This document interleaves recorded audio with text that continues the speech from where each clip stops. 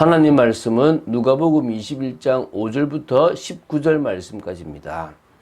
5절부터 8절 말씀을 합독하고 누가복음 21장 5절부터 19절 말씀까지를 보겠습니다. 이제 5절부터 8절 말씀 합독하겠습니다. 어떤 사람들이 성전을 가리켜 그 아름다운 돌과 헌물로 꾸민 것을 말하매 예수께서 이르시되 너희 보는 이것들이 날이 이르면 돌 하나도 돌 위에 남지 않고 다 무너뜨려지리라. 그들이 물어 이르되 선생님이여 그러면 어느 때에 이런 일이 있겠사오며 이런 일이 일어나려 할 때에 무슨 징조가 있사오리까? 이르시되 미혹을 받지 않도록 주의하라. 많은 사람이 내 이름으로 와서 이르되 내가 그라하며 때가 가까이 왔다 하겠으나 그들을 따르지 말라. 아멘. 자, 이제 오늘부터 3일 동안 누가복음 21장 3절부터 38절까지의 세 문단을 볼 것입니다. 이 세 문단을 오늘 하나 보고 다음 주에 이제 2개 볼 것인데요. 고난주간 셋째 날을 지금 보고 있잖아요. 화요일입니다. 그 화요일의 말미에 주어진 소위 감람산 광화라고 하는 말씀입니다. 그러니까 예루살렘 멸망과 또 성전이 파괴될 것, 또 그리고 종말 및 재림에 관한 이 복합적인 예언을 이렇게 다루고 있습니다. 그래서 상당히 좀 중요한데요. 우리가 보는 시각과 주님이 보는 시각이 조금 다릅니다. 이게 마태복음 24장과 마가복음 13장과 병행을 이루는 부분도 좀 있고요. 또 세부적인 묘사에서 약간의 차이를 제외하고는 전체적인 구성이나 내용에 있어서 거의 동일하다고 보시면 됩니다. 자, 그 중에서 오늘은 5절부터 19절을 봅니다. 이 새벽부터 여러분들이 이런 이야기들을 볼 때마다 생각할 게 가랑비에 옷 젖듯 오늘도 말씀을 먹는다는 생각으로 보시면 좋겠습니다. 자, 예루살렘 성전이 파괴될 것이다. 종말의 때에 여러 징조가 있을 것이다. 그리고 대박해에 대한 성도의 자세는 어떠해야 된다라는 부분들이 나옵니다.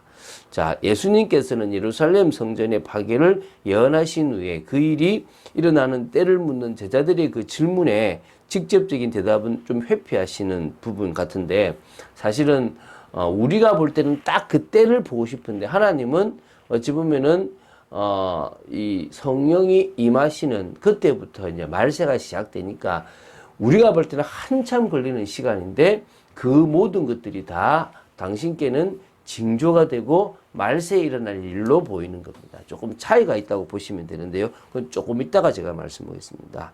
자, 그래서 성도인 우리는 어떤 자세를 취해야 되고 또 분명히 이 말씀대로 성취되어져 가고 있고 성취될 것이기 때문에 우리의 삶은 어떤 삶을 살아야 될 것인가에 대한 생각을 좀 가져봤으면 좋겠습니다. 자, 5절, 6절을 먼저 보겠습니다. 자, 예수님 앞에 어떤 사람이 보십시오, 예수님, 저 아름다운 돌을 보십시오, 헌물을 보십시오, 막 이렇게 자랑을 하는 겁니다. 그때 예수님께서 예루살렘 성이 멸망하고 성전이 무너질 것이고 또 이제 그거에 대한 이야기를 하시게 됩니다. 그래서 돌 하나도 돌 위에 남지 않게 될 것이다. 이거 다 무너질 것이다라는 얘기를 합니다. 제가 가보니까 무너졌어요. 예루살렘 성전이. 이게 AD 70년에 무너졌잖아요. 로마에 의해서. 자, 여기서 돌은 뭐 이렇게 깎아난 건데 헌물은 뭐냐 하면 이 헌물들은 왕이나 지도층에 있는 이 부유한 사람들이 성전에 바친 물건인데요. 성전을 장식하고 전시하는 데 사용된 물건들을 말합니다. 대표적인 게 BC 19년에 성전을 재건축할 때 헤롯 대왕이 바친 사람 키만한 황금 포도송이가 있었다고 합니다. 막 이렇게 헌물들이 많으니까 막 장식이 화려하잖아요. 그 화려한 것들을 막 자랑하는 겁니다. 뭘 모르는 거죠?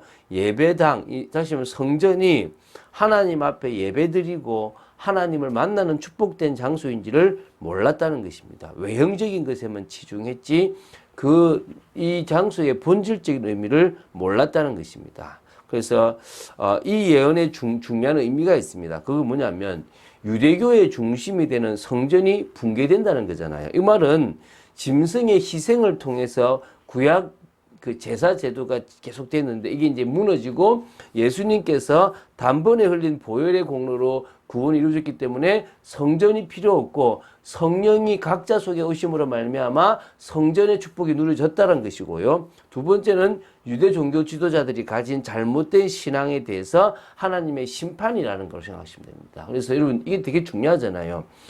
구약과 신약이 차이가 뭐냐면 구약의 많은 율법과 같은 것들이 사라져버린 게 있고 대체된 것이 있고 그대로 유지되는 게 있거든요. 그 본질을 우리가 안다면 신앙생활이 정말 더 귀하고 더 복될 거라고 생각됩니다. 자, 7절은요. 이때 이제 제자들이 묻습니다.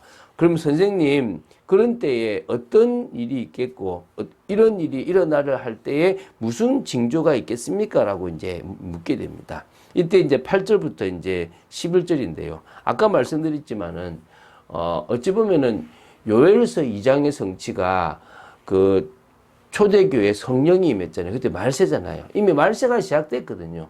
그 첫 번째 징조로 일어난 것이 뭐란 말입니까?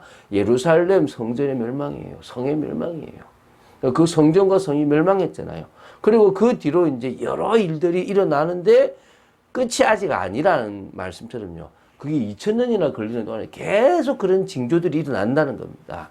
그걸 우리는 그냥 말세에 진짜 예수님이 오시기 전에 그 당시 일어날 걸로 생각을 하는데 예수님의 이 메시지는 그 시기가 계속적으로 일어나는데 우리가 볼 때는 그냥 뭐 1, 2년 만에 뭐 7년 만에 이게 아니라 지금 2000년 만에 그게 계속 일어나고 있다고 보시면 되는 겁니다. 자, 조금 더 해볼게요. 그래서 뭐라고 얘기했냐 그러면 미혹을 받지 않도록 주의하라요. 왜냐하면 많은 사람이 예수님의 이름으로 와서 내가 그다, 때가 가까이 왔다라고 할 건데 따르지 말고 속지 말라는 것입니다. 난리가 일어나고요. 또 소요가 일어나고요. 또 이런 것들을 듣게 될 것인데 두려워하지 말라는 것입니다. 이런 일이 먼저 일어나야 되지만 끝은 곧 되지 아니하였다라고 얘기하는 겁니다. 민족이 민족을, 나라가 나라를 대적하는 전쟁. 그렇죠. 이거는 세계대전도 있었고 막 얼마나 많았습니까? 곳곳에 큰 지진도 일어나고 기근도 일어나고 전염병도 이게 지금 전염병으로 지금 심각하고 지진도 있었죠. 기근도 있죠. 그죠? 무서운 일들이 일어날 것이고 하늘로부터 큰 징조들도 일어나는 겁니다. 이게 뭐 유성이 떨어지든지 뭐 하늘로부터 큰 일이 또 일어나게 된다는 것입니다. 이런 많은 것들이 이제 일어난다는 거죠. 자, 이제 12절부터 19절입니다. 이때 이제 성도들은 어떻게 되느냐 나옵니다. 예수님을 믿음으로 말미암아 이 박해자들이 믿는 자들을 박해하고요. 회당이나 옥에 가두게 될 것입니다. 그리고 뭡니까? 이거를 이제 임금들에게 이제 그리고 집권자들에게 끌고 가서 핍박을 받게 할 거란 말입니다. 근데 이 일이 도리어 증거가 된다 그랬습니다. 이게 무슨 말이냐면 복음을 전할 증거도 되겠지만은 우리가 진짜 제대로 하나님을 믿고 예수 이름을 믿는다는 것에 대한 그런 그리스도인이라는 참 증거가 되기도 한다는 것입니다. 그 가서 막 변명할 것, 막 전도할 것을 막 궁리할 필요도 없다는 것입니다. 왜 그러냐면요. 그때 하나님께서 그 대적이 능히 대항하거나 반박할 수 없는 구변과 지혜를 주신다 그랬습니다. 근데 그 정도가 아니라 부모나 형제나 친척과 벗이 우리를 넘겨주게 될 것이고요. 또 며칠 죽이게 되기도 하고요. 지금 이게 이런 역사들이 전 세계에 일어났습니다. 예수님의 이름으로 말미암아 기독교인들이 미움을 받게 되는 겁니다. 조금 좋았는데 좀 다시 이제 미움을 받는 상황이 생기는 겁니다. 그렇지만요, 중요한 18절 19절입니다. 너희 머리털 하나도 상하지 아니하리라. 믿으십니까? 너희의 인내로 너희 영혼을 얻으리라. 믿음이 있다면 뭐 하는 겁니까? 인내하는 겁니다. 믿음이 있다면 그 모든 환난과 핍박 속에서도 흔들리지 않고 믿음을 선택하는 겁니다. 우리는 싸우는 그런 존재가 아닙니다. 우리 믿음을 선택하는 존재고 우리 인내하고 참는 겁니다. 자, 이런 일이 일어날 때 우리는 정말 믿음으로 좀 인도받고 우리의 삶이 이 말세의 여러 징조들 속에서 어떤 삶을 살아야 될 것인가를 고민해 봐야 될 줄로 믿습니다. 그게 바로 사무엘과 같이 후대를 세우는 것입니다.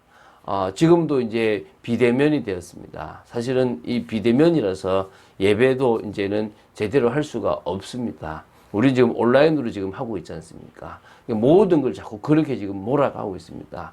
어떤 의미에서요, 기독교인들이 벌인 일들이 있으면 그거를 지금 여러 정권들이나 이게 어떻게 하냐면 더 나쁘게 만들어가지고 다 기독교인들 잘못이다라고 할 정도가 될 것입니다. 빨리 정신 차려야 됩니다. 이때 우리가 어떻게 나아가야 될 것인지 여러분 기도하지 않으면 어렵고요. 오히려 후대를 세워나가고 현장을 살리는 그런 축복된 일, 그리고 선교하는 일. 그래서 빨리 모든 민족에게 복음이 전거되기 위해서 나아가야 될 줄 믿습니다. 저는 이렇게 이번 주에 이제 부산을 갔다 왔지 않습니까? 가서 이렇게 느끼는 게, 많은 믿는다고 하는 사람들이 버릴 게 너무 많아요.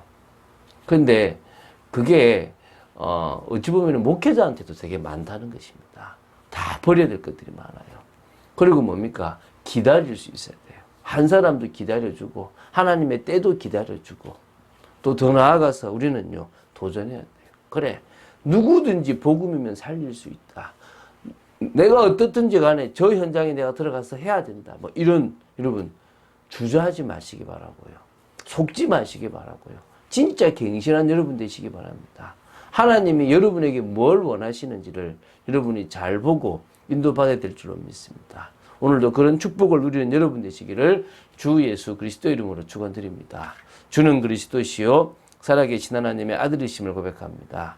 말씀 따라가는 축복 속에 있기를 간절히 소원합니다. 믿음으로 서 있기를 원합니다.